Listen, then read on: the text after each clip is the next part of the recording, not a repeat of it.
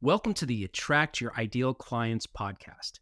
This show is for entrepreneurs who sell their expertise, including trainers, consultants, and coaches looking for real-world, actionable marketing advice to help them identify their competitive strengths, find and fix the marketing bottlenecks that are holding them back, and confidently make the right marketing decisions for their unique business. Today, we'll be continuing our exploration of ways to use highly targeted pay-per-click advertising to reach your ideal prospects and generate fresh leads into your sales pipeline, with today's conversation focusing on using Google Ads.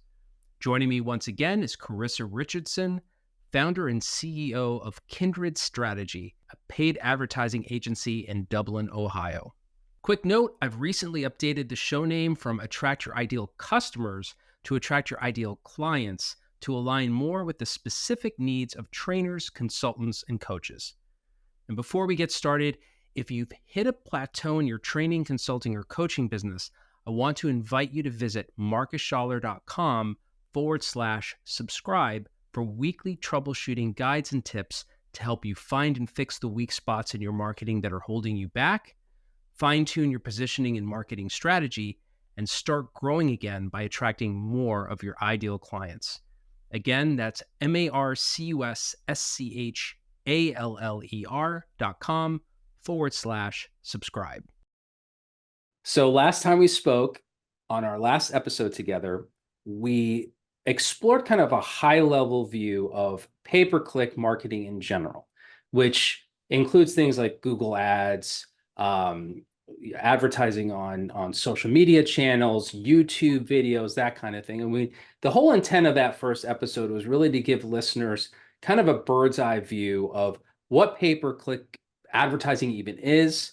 And I know there's some kind of, there's some other types of advertising, like, it's not just pay-per-click, it's also pay-per-impression and 1,000 impressions, things like that. But a lot of people that are trainers, consultants, and coaches, they're familiar with it because they've seen ads, right? They've seen the ads on YouTube or they've seen on Google search, but they've not necessarily created a campaign, right? So my hope, and I really believe we succeeded with the last episode, was for people that are familiar but haven't used it themselves to really demonstrate how much opportunity there is there to use these types of advertising platforms to reach a very specific targeted B2B audience in a lot of cases, right? But not always, for coaches, consultants, and trainers who are selling expertise. And particularly, we talked about things like, what would your campaigns even focus on? Are you going to do a branding campaign? Are you going to have a specific content offer, which I think is very relevant for that kind of space, people are selling expertise. And so we covered a lot of ground on the high level. And after almost 50 minutes together, I realized we're not going to be able to get too into the details, right? And I didn't want to leave people hanging with just the high level, because it's like, okay, that's great, but where do I start, right? So you are kind enough to agree to come back on, and hopefully multiple times, and I won't push it too far, I promise. But to really talk about the different platforms in particular, right? So we can give people a little bit more detail where to start with, because each of them are a little different. There's different intentions behind it when people are searching or being served these ads. There's obviously different technical aspects to it. So today, what we're going to talk about is really focus on Google, right? And specifically search advertising or search results. And the reason that I think that might be a good place to start going into detail today is I think that's where a lot of people are familiar. Most of us, if not all of us, have primarily used Google over the years. We've all seen those ads that pop up, and the way they look has changed over the years. But I think the other reason it's also a good place to start is, everything else being equal, it's where possibly your search results or the people that you're reaching with your ads may have the highest buying intent, right? Because they're presumably searching, they're actively searching for something, as opposed to being passively served an ad when they're scrolling through LinkedIn or whatnot. So all that being said, welcome. Thank you so much for coming back. Of course. Um, and to start us out, let's again kind of start with a little bit of a high level view again, specifically about Google and Google Ads, because there's been a lot of changes that have happened very recently with Google and how it serves ads. Coach, just to start us out, can you give everybody just a general description of how it works? I mean, again, we're all familiar with being with searching on Google, but just kind of describe and walk us through how this would work advertising on Google, specifically with like text ads as opposed to YouTube videos. Yeah, definitely. I was going to say, I'm like, Google Ads is pretty robust. So there is obviously YouTube, there's display, there's something called Performance Max, which I also do think is beneficial for some businesses because it combines, you just upload text, videos, images, and then Google could serve those ads across Gmail, the discovery page, a display, YouTube, or search. So basically, they just go and find your audience no matter where they are in Google properties. So I will say that that is something just to keep in mind. I oftentimes will run a Performance Max campaign side by side with a search campaign. Um, but the search campaigns are definitely the easiest way to reach somebody that is raising their hand and asking for help with a problem you can solve or asking for your services specifically. So that's why I think it's so valuable. And it's really, if a client comes to me and they're doing no paid advertising and they don't know where to start, that's 99% of the time where I will say, if you're not doing paid search, you should be. So I do think it's really helpful.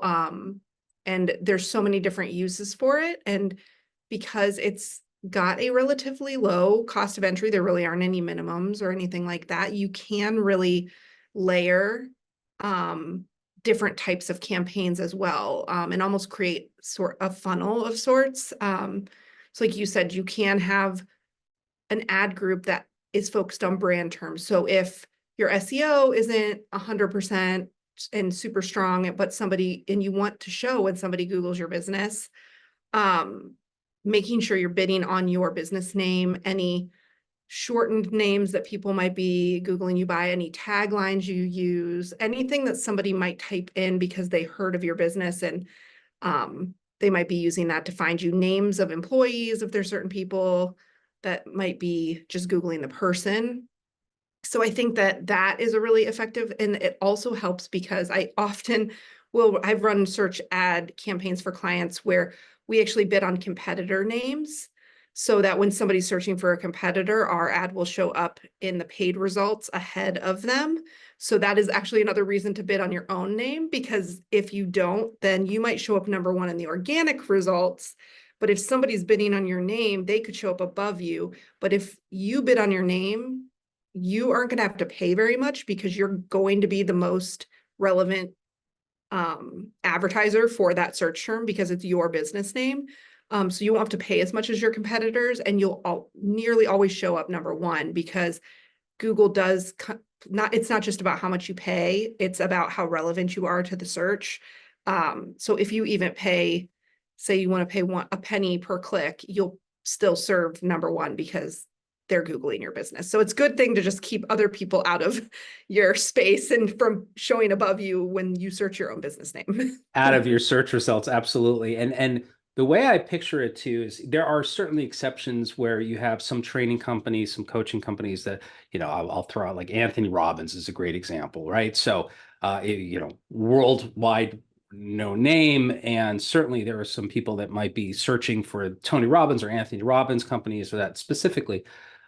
The way my intuition is that the vast majority of people that are looking to get into this at the ground level, they use pay-per-click, they don't necessarily have that kind of brand recognition yet, right? So a lot of times it's going to be search terms that are problem specific, right? And that are maybe skill specific. So for instance, with trainers, if they're doing leadership training, right? So can you walk us through a little bit of how it might look? Just again, very high level, not too technical, but just high level to start out with. Imagine you're a performance coach for business for executives, right? Or you're a leadership coach or a trainer, that kind of B2B space. And you're thinking about, okay, I have two or three specific types of problems that I solve for very specific ideal client types. Hopefully, you have done that homework up front, which is a totally different conversation. But and boy, it'd be great if somebody's going on there looking for those types of terms or those types of solutions. It'd be great to be able to show up much higher than I am organically through my SEO on my website. Can you just walk us through a little high level about the structure of that, or maybe some ideas of how somebody might start with that? Yeah, definitely. So I always really with all marketing, but paid advertising too, recommend you put yourself in your customers' shoes. So there are a lot of keywords if you use, so I would say, and then also you want to make sure that your ad um, is very closely related to the search terms in that ad group. So because of that, I usually recommend if you solve more than one problem, or if there's more than one, like for a doctor, if you treat more than one type of illness, or let's say you're a chiropractor and you can help somebody with hip pain or back pain or neck pain, I would suggest making a general chiropractic ad group. We'll just use chiropractor as an example, a general chiropractor ad group.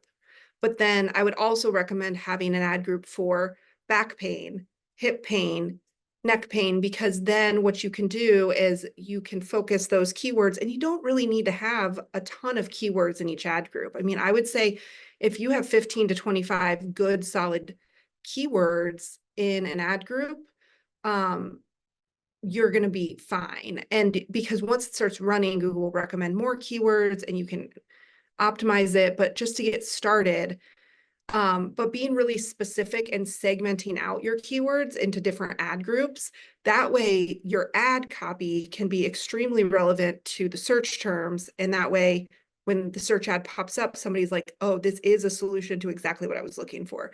If you try to make your ad group too broad and your keywords are kind of a mishmash of all these different things, and then your ad is very general, it just doesn't feel as relevant to the searcher. And honestly, Google might not rank your ad, give your ad as high of a quality score, because they can say, well, this ad doesn't totally relate to what this person's searching for, so we're going to make the quality score of this ad a little lower.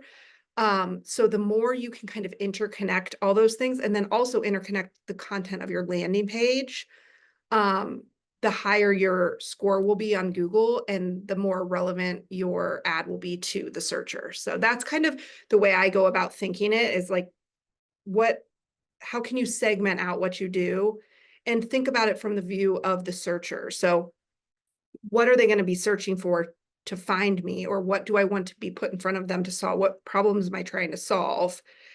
And then think about how different those problems are. So if there are problems that do sort of need more of a different approach or a different kind of verbiage, I would separate them into different ad groups so that you can make sure those ads are incredibly relevant to that exact search. And just for additional context for people listening that aren't familiar with like ad groups and what those mean, like correct me if I'm out of date or out of touch on how this is structured, but from what I understand, I've used it used to be called Google AdWords, right? But now it's Google Ads. So that's how old I go with it. You start with a campaign structure, right? So the campaign would be your geographic targeting, just very, very super high level stuff, right? And Flight dates, your budget, all of that. the budget. So these very, very kind of like high level settings or filters or metrics that you're putting. Then you have your ad groups, right? Which is they're kind of organized underneath the campaign. And to your point, the ad groups really are topic specific or theme specific, right? And within each ad group, so one ad group can be, let's again use a trainer. Let's say you do leadership coaching, right? You do leadership training for companies, for enterprise companies. Let's just start with those two. You might start with two ad groups underneath that ad campaign, and one ad group is going to focus on keywords that somebody might be typing in. They're an individual looking for personal leadership training or coaching, and the other one might be keywords where it's more of, let's say, an HR person that's looking for somebody to bring in and do some development, right? Very different keywords, very different terms. and very different ads that you would basically want to serve for those. And then further down the line, the landing page that it sends, that those ads send them. So just, I'm going to also, when I do these little video clips, I've been putting in little graphics too. So as we're explaining this and as you're listening, if you're like, trying to picture what this is, stay tuned for the clips too, because it's going to kind of break it down. But that's the general structure, right? So, using that, I think it's so important for people listening to understand the structure of it, because one of the things that's so challenging for experts, right, is that there's lots of different problems they can solve. And if you just create a campaign in one ad group and your keywords are leadership training, you're done. I mean, right? I mean, you're probably going to be spending like $15 a click, right? Because you're competing with everybody else. The opportunity here, as I see it, is that you can get so granular with it where you can, if you have very specific niche that isn't maybe as competitive, you can be very creative with your keyword groups and then your ads that serve to those keywords. So imagine somebody typing those keyword sentences in. Um, and then you're really reaching people with very, very specific ads, and then they're clicking on hopefully and go into a very specific landing page. I just kind of wanted to start with that overview. Is there anything that I missed in that, or anything that you would want to or add to that description that people should know? Um, no, I think when we get into keywords, there's other things that you can do to just make sure that you're not paying too much, you're not paying too little. But I think generally speaking, that's a great way to look at it. It's almost like, I don't know if people do have marketing strategies and then like content plans, but it's almost like you can think of ad groups as your campaign is like your business or your website, let's say, and your ad groups are like the content tiers that you focus on if you're doing content planning for social or blogging or anything like that. Especially again, keeping in mind that these are, for this type of pay-per-click campaign, these are search term driven. These are people actively looking for something. And that's where the opportunity is, and thinking in terms of very different than if you're advertising, let's say on LinkedIn, and you want to reach people with a certain title in a certain industry where they're passively being served these.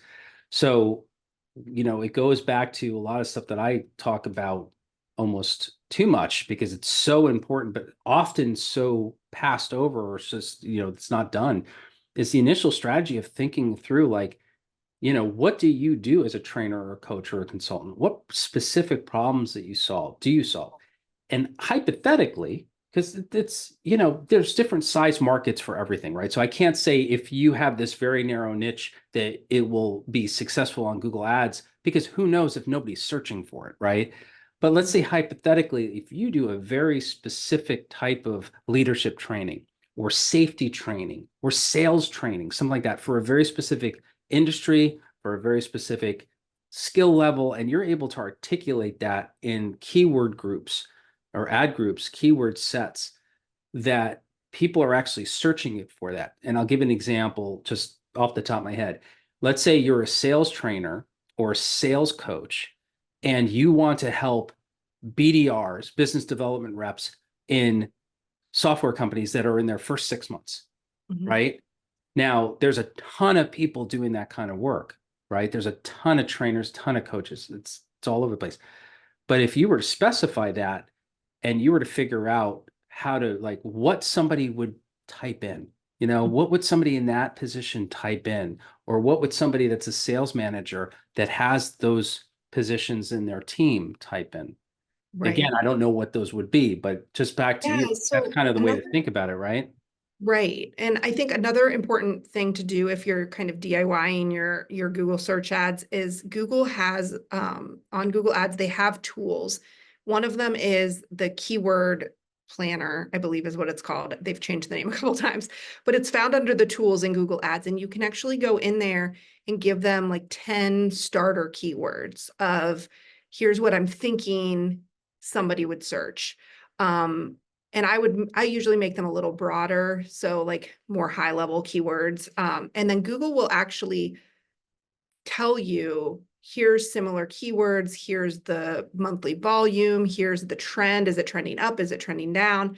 It will give you all that information so you can make a more robust keyword list. So when I'm developing paid search campaigns for clients, I usually have either their website or data they've provided me, or if they already have SEO keywords they're using, I'll use that as a starting point. But then I have different keyword research tools, but for the sake of the conversation, the free Google tool is great. You can plug like a starter list in there and then maybe get some possible new ideas. And then the other thing I was thinking is that it's also good. So if you are, I do have clients that have really niche search campaigns running. And I always recommend like mixing some higher volume keywords that might not be super specific, but will get you to your target audience. So like small business sales trainer or something like that, like, or sales trainer for whatever industry. And then using some long tail keywords, which long tail keywords are just when you go in and search like 5 or 6 words on YouTube or on Google, that's would be considered a long tail keyword. Using some of those as well, because those won't cost as much, but also are going to get to somebody who's highly relevant. And the other thing I'll caution is when you're setting up your keywords, Google's going to default and push you to using broad match. So there's different match types in Google. And this is getting a little technical, but it's important for people who are in a very specific industry. I've found, at least from the performance side of what I've seen, broad match means you can just put in the words, and if there's any sort of combination that's somewhat related to any of those words that you put in, your ad could show up. Phrase match means Google will find if somebody searches a similar phrase or uses one word that's similar to a word in that phrase instead of the one you put in, your ad could show up. And then exact match means it has to exactly match what keyword you put in that you want to bid on, or your ad will not show up. I highly recommend using phrase match, and Google's going to default you to broad match. I've just found I've started with broad match for some clients and they get a lot of junk leads. It's very watered down as far as they get leads coming in on their site, but it's bots, it's just junk, it's not quality. And as soon as I switch it over to phrase match, that switches over.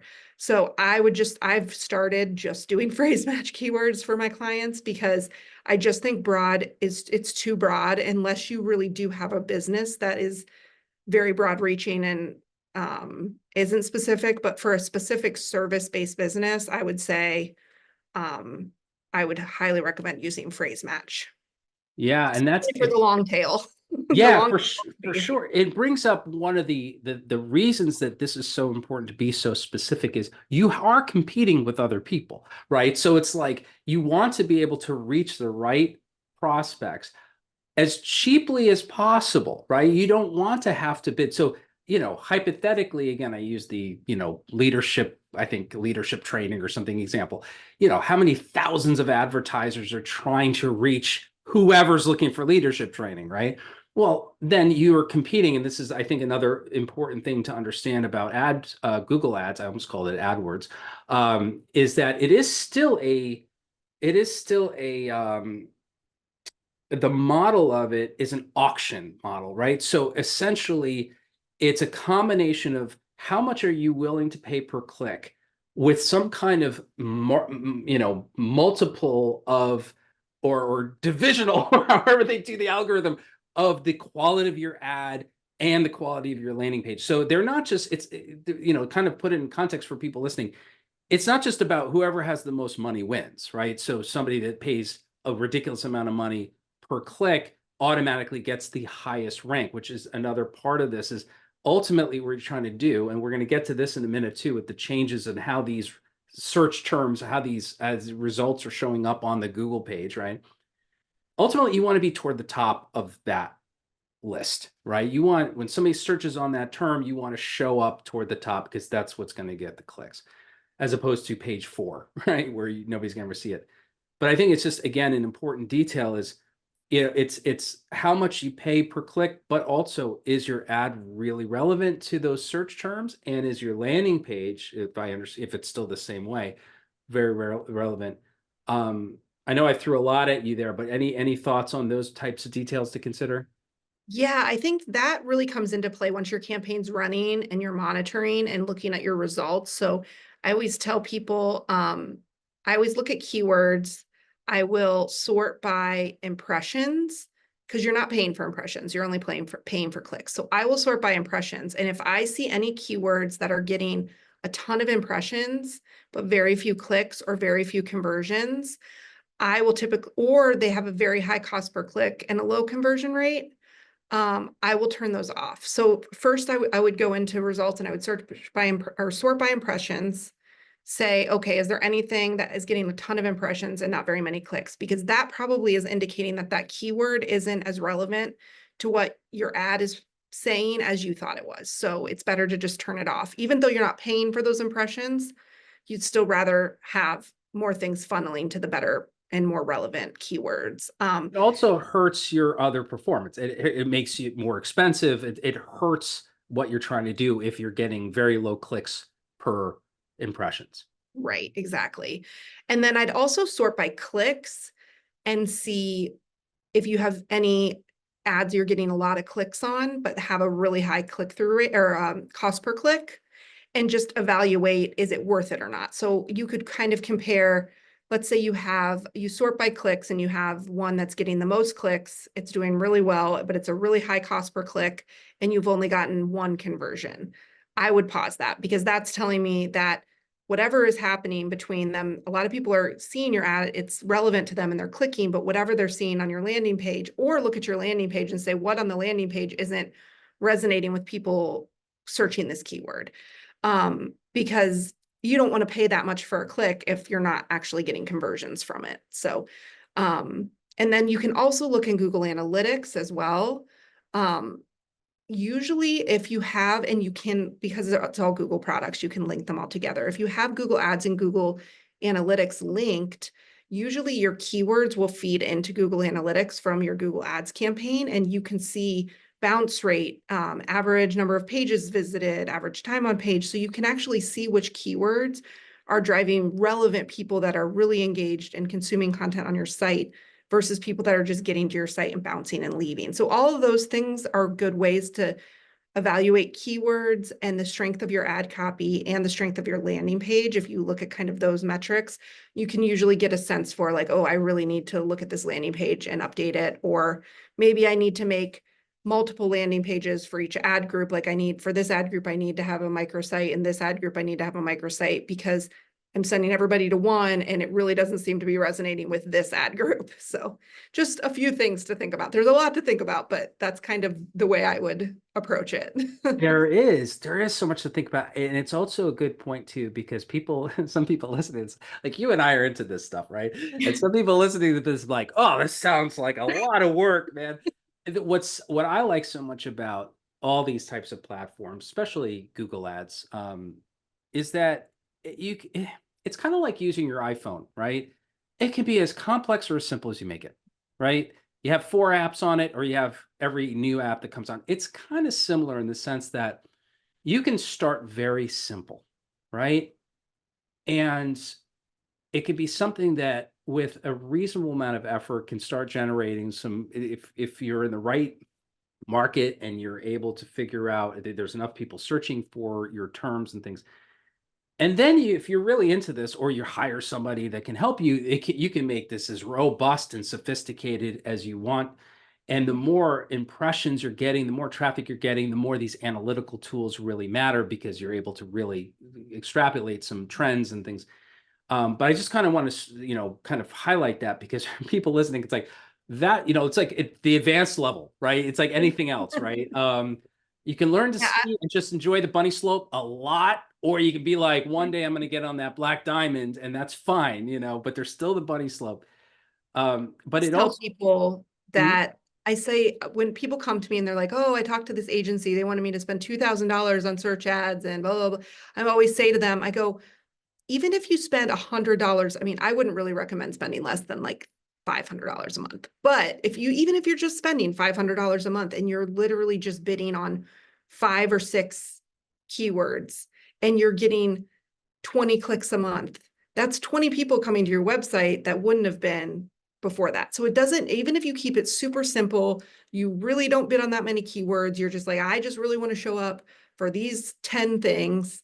I'm only going to spend $10 a day. Um, it's still better than nothing. And you're still getting in front of new people. I mean, it doesn't mean you're not getting in front of a ton of people, but it's more than you were before. So it, even a little bit you're gonna see a benefit. You and I talked about this last time too, in the sense that um, you, when we're talking about this particular audience that I serve, right? The engagement fees can be very high, right? So if we're selling a book, this might not make sense, right? Because if your margin, if your profit margin on a book is a couple of bucks, if that, Yeah. that could get messy, right? But if you're selling consulting to enterprises, or you're selling training, or you're doing coaching where a one client could be worth tens of thousands of dollars over their lifetime, and also whoever refers, they refer. I mean, there's so much potential upside value there. So just keeping that in mind, it's even starting with $500 a month or less or more or whatever. If you're really busy, this is one of the things I think is so beautiful about this. And we talked about this last time. If you're super busy, you're already rocking, but you're like, I struggle with having time to still do outreach and go and build new relationships. This is almost a great thing for that specifically, because now with a little bit of work, you can have this thing running in the background, right? And we didn't mention this earlier, is that with campaign level, I believe it's campaign level where you can focus by geography, correct? Mhm. So hypothetically, let's say you're doing very high-end consulting or coaching and you really like to focus on your own hometown or city, you can just have it very focused, just on so people in whatever city or within a certain miles or whatever. So that said, it just brings up another thing that I wanted to make sure people understood. The real power of this is not that you sit down and on your first attempt, you figure out the brilliant keyword sets and the brilliant ad copy and the brilliant way to serve it and the brilliant landing pages. Hopefully you do. Good, please do. Go for it, right? But even if you do, the beauty of this type of platform specifically is that it's this A/B testing. They call it A/B testing or split testing, where let's say you have start out with a very simple campaign with one or two ad groups and a couple of ads. Now you're testing two ads. You can test two ads against each other. And you could see over the course of a few days or weeks or whatever it is, oh, ad A is totally like huge difference. It's winning by a mile or even a little bit. And then you take the winner of that ad A and then you test it against a new ad, right? So you can over time it evolves. So tell us a little bit about that, because I think for me that's one of the most exciting things about this. It's not even immediately you're turning on the spigot of leads. It's that over the course of months where a lot of the people that you're competing with have already quit, right? Because Yeah. it's not easy enough, where you can really dial this in. Yeah. And I mean, I always say too, I mean, I think of paid search as something that you should approach it with the mindset of like, I'm just going to run this all the time. Because really you want to, anytime somebody's raising their hand and looking for your service, you want to show up. So it's not, seasonality doesn't even really play into it. Now you might see impressions rise and dip with seasonality because there's less people searching, more people searching, but that doesn't mean, I mean, if nobody clicks, you're not going to spend money that month. So there might be some months, maybe you don't spend your full budget because you're out of season and there's not that many people looking, but the 5 people that did look and click are still people that you wouldn't have reached otherwise. So I would look at paid search as kind of an always on type of tactic. And then I think as far as ads go, I mean, you can set up multiple ads under each ad group. You can, you put in, the way that Google Ads work is it's a dynamic ad. So you put in 15 headlines, 4 descriptions, and Google mixes and matches up to 2 to 3 of those headlines and 2 of those descriptions every time they serve the ad. And then as Google's computers and algorithm starts learning what combinations work best for you based on whatever you told them your goal was, clicks or conversions or whatever, they'll start to serve the better performing combinations more frequently. So then you can actually go in and say, okay, which combinations are getting the most impressions? And you can kind of see, okay, these are the best performing combinations. And the other place I think you can find some really interesting learnings is in the keywords, because there might be things I've had clients in the past where certain keywords were getting a lot of clicks, that they didn't even think of as being something that somebody would search. And it was to the point where they like created an extra section on their website for it, and they created a blog post about it because they were like, oh, I didn't realize that many people were interested in that one part of what I'm offering. So you can also get a lot of interesting insights out of what keywords are getting clicks too. So it's like this learning tool. It's almost like when you're having conversations with clients and prospects, you're like, oh, I didn't realize that that's the thing they're looking for.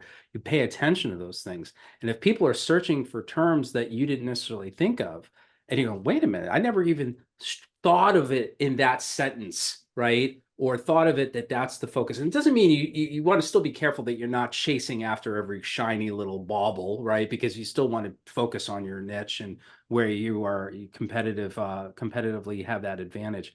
But that's a great point. And I wanted to also bring up a little bit about how Google Ads, Google in general is changing, right? And how this might relate to it. Because I back in the day, I think I started using Google AdWords, which is what Google Ads is, but back in the day, I think it was like maybe early 2000s. And I'm such a nerd about this. I was like, this is amazing. Like you could just, you don't have to, because I came from like writing sales letters before that, right? Or if somebody did advertising in print, and at the time we had banner ads, but they were always garbage. So Well, back then they were all they garbage. were, They well, were it's the still like the pop-ups and stuff, I don't think are people's favorite. But so the point of that is at the time, Google felt very simple compared to it is now. And you essentially type in, search term, and on the main part of the page, the left 75-80% of it would be your organic search results. And then on the right, and this is way old, on the right would be your sponsored or your paid search, right? And then years later, kind of changed where it was kind of like two or three of the paid ones are at the top and two or three at the bottom. Now it's like the Wild West. I don't even know where to look for it. So based on the date today is what? September 13th, right? Friday the 13th. Great. It's yeah. Friday the 13th. We're gonna basically capture this moment for history for the rest of the time. But as of September 13th, 2024, which the reason I'm bringing this up is by the time somebody listens to this at the end of September, it could have changed. Um, with Google's big shift recently has been incorporating an AI kind of these summaries, right? And so there's a big uproar now in the content world where essentially are they just taking people's content, serving it up as a summary, and then the people that have actually, like yourself listening, who have created blog posts or whatever that you're trying to get people to, it's all basically being served to people with no real link to your website and your property. But that's a whole different thing. But just when it comes to where are these paid ad results, where are these sponsored ads, where are they even showing up? Yeah, so that is kind of an ever evolving space right now. So I believe it's still mostly in the old format, where the old format slash newer than before, but being where you get a couple of typically, well, I don't know. It's every time you search, it looks different. That's why it's kind of a hard question to answer. That's my thing. And I'm sorry to put you on the spot because I'm No, personally confused. Because I put in a search term and I'm just like, why does it look so different today? every search you do, and I think it's based on what Google has access to, the content, because if you do a search and there is an AI summary available, you will see that at the top. You won't see the sponsored ads. The sponsored ads will be underneath that. But if there isn't that, then the sponsored ads still do show at the top. And then you'll kind of scroll down a little bit, and usually there's more sponsored ads towards the bottom. The there is a metric in Google Ads where you can see the percentage of your ads that are being served at the top, which means they're in that top section. You can also look at absolute top, which means your ad is the very first ad that shows. So I always look at that when I'm running campaigns to make sure it's a majority of my impressions are being served in the top and a good amount are being served in the absolute top. And if not, I might think about increasing my budget so that I can pay a higher cost per click and things like that. But um, it's constantly changing, and literally from search to search it's changing. So I think they're trying to figure out a solution to what they're going to do with paid ads, because advertisers are getting upset because now that AI is showing at the top and your ads aren't even above, depending on how much that AI takes up, your ads might not even be above the fold anymore. So I think it's just kind of a moving target right now. So it's definitely something to keep an eye on. But if you're going to run Google ads, I would definitely keep an eye on your percentage of impressions being served in the top, just so that you can know, at least if you're, even if AI is showing above your ad, that you're the next thing right after that. But I agree, it is the Wild West right now, kind of, with what they're doing, and they're not super transparent all the time about what they're doing because they don't want people to get mad, like advertisers, and they don't want people to stop advertising. And let's put a fine point on it. The reason for that, and again, please correct me if I'm wrong, to the best of my knowledge, Google Ads advertising is still the vast majority of Google's income, of Google's revenue, right? So we're not talking about a little bit of money. I don't know what their revenue every year is, but we're talking about a lot of money. So the good news in this is that while it's almost like Google has to balance between two different worlds, right? On one hand, they have to serve the advertisers, because if the advertisers go away, and there's a lot of options now compared to what there was 15, 20 years ago. If the advertisers go away, Google is going to go the way of, Blockbuster Video or whatever. But at the same time, it has always been, Google's success has always been based on the fact that they are serving quality results Mhm. to people searching, right?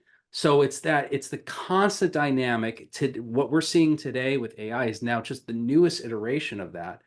So Mhm. again, for people listening, going like, well, why should I even bother, with it? Trust me, the brains at Google are working very hard to figure out how do we keep both the searchers and the advertisers happy. And right now, truthfully, everybody's just like so completely enamored with everything AI, and Google had to compete with it. They had to start search. So a lot of this might shake out as we see, and I'm a little bit biased about this, that some of the AI results are a little bit cheesy and not necessarily helpful. So we might see a shift back to a little bit more of like human, that kind of thing. So anyway, again, And that's a it's, whole lot, but yeah, it's possible to, I mean, I know they're doing this now, where they're going to make AI tools and AI results available for sponsorship too. So I don't know exactly what that's going to end up looking like, and how like the everyday business owner is going to be able to take advantage of that. But that is something they're talking about, is how do we get advertisers into this AI space? Because obviously people are interested in it right now, but I'm not sure. Don't know if that's going to be pulling content off your landing page, or if you're going to have to input whatever content you want it to use. So that's just something to kind of keep an eye on. yeah. And again, for people listening, that this is all relatively new for it's once you get used to the basics, a lot of stuff we're talking about is like we're in the weeds and we're doing like all these different versions of what you could do. Once you learn the basics and you get that foundation, which you could always stick with, and then, but there's a lot of ways that you can use the different tools and approaches to adapt it. There's going to be, I'm sure, a percentage of people listening, they're like, done, no, I'm not even touching this. Maybe they just hire you, right? They're like, I'm going to have somebody else do this, which is fine, right? Or they're like, ugh, I don't even want to deal with this. But there's going to be a percentage, hopefully, of people like, this sounds kind of neat. And they play around with it, right? And just keep in mind it's dynamic, it's ever changing. And while that is, in my perspective, that is makes it challenging sometimes. I think that's also the opportunity. It's like the Seth Godin dip model, right? If you are the person that's willing to get to the other side of that dip, the easy part, and it's hard and you're not getting a lot of results, but then you stick with it, how many people are falling off? So if you're in this space and you're competing against people doing honestly, a lot of similar type of consulting or training from the outsider's view, and you're willing to kind of really push through this hard part at the beginning, you might find yourself in a really sweet position, right? Yeah, I mean, I highly recommend just going in, just test, like playing around with it, putting $5 a day in there and just seeing what happens, and just learning. Like you said, the learning part of it is almost just as valuable as the web traffic and all of that you're going to get from it. The learning part is really valuable. So I mean, put a few keywords in there and an ad, and put $5 a day on it and let it run and see what happens. And then if you feel like you want to start doing more, then do more. But if not, I mean, it's just something that you're going to be able to look at and learn and kind of see how people are finding you. And it's just kind of an extension of the other social networking you're doing, and the blogging and the email outreach and all of that. It's just another piece of that puzzle. And it doesn't need to be complicated. You could just go in and set it up for $5 a day and just to see what happens. But I think once people get in there and you see, you can make it as easy or as complex as you would like it to be. So it's once you get in there and play around with it a little bit, you'll be like, oh, it's not as scary as it Not as sounds. scary. Yeah, not as scary as despite our best efforts, is not as scary as we make it sound. Yeah, and it's again, it can be something that's very creative too. Well, I think that's a good place for us to wrap up today. And I want to booknote it or bookend it with saying that, if you're willing to come back again, because I'm going to have you back as often as we can within reason to get these details for people to see these different ways to use pay-per-click advertising. Speaking of Google, I think the next thing that would be really interesting to talk about next time is YouTube, right? Because YouTube is owned by Google, and there's a lot of when you're doing YouTube ads, you are using the same essential dashboard in a way as Google ads as you would be with these text ads. So if you're game for, I think this would be part 3, right? Yeah. Next time we could talk about YouTube.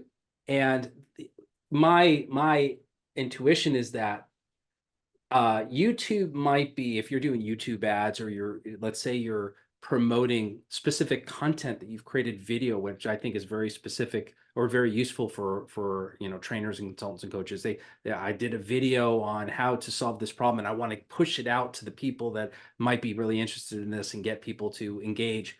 Um, the parts that might feel really nerdy and overwhelming about what we just talked about might actually feel a lot more intuitive and more comfortable when you're talking about, oh, I can create a YouTube video and I can actually reach a lot of people that I want to reach with that. So if if you're game, Yeah. just put you on the spot. I'm always game. I'm good.